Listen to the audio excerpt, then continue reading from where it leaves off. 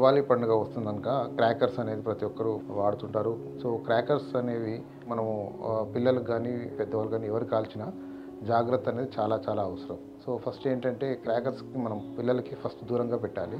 And ఇంకోటి అంటే ఎప్పటికైనా గుర్తుంచుకోండి, ఒక 2-3 బకెట్స్లో వాటర్ మొత్తం రెడీగా పెట్టుకోండి. సో ఎనీ అన్ఈవెంట్ఫుల్ ఇన్సిడెంట్స్ ఏమైనా అవుతే మాత్రం వెంటనే వాటర్ అనేది మనం యూస్ చేసుకోవచ్చు.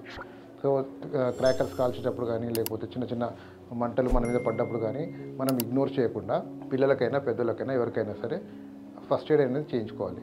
సో డిపెండ్స్ అలా ఎలా ఇప్పుడు చిన్న చిన్న మెరుపులు పడుతున్నా లేకపోతే ఏమవుతున్నా మంటలు వేసినప్పుడు మనం బర్నాల్ కానీ ఇంట్లోనే ఏమన్నా యాంటీసెప్టిక్ క్రీమ్స్ బర్నాల్స్ అవన్నీ పెట్టుకోవాలి.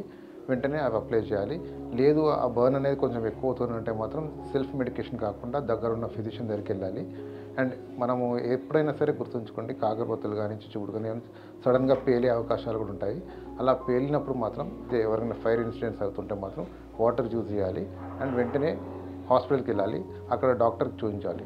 ఫస్ట్ టీటీ మాత్రం కంపల్సరీ తీసుకోవాలి. ఎన్ని ఇన్ఫెక్షన్ రాకుండా ఏమి ప్రికాషనరీగా ఒక టీటీ తీసుకొని డాక్టర్ని అడిగి అలా డాక్టర్ ఎలా ప్రిస్క్రైబ్ చేస్తే అలా టాబ్లెట్స్ కానీ ఇంజెక్షన్స్ కానీ తీసుకొని జాగ్రత్త పడుతుండాలి. So I wish you all a happy Diwali and safe Diwali. Thank you.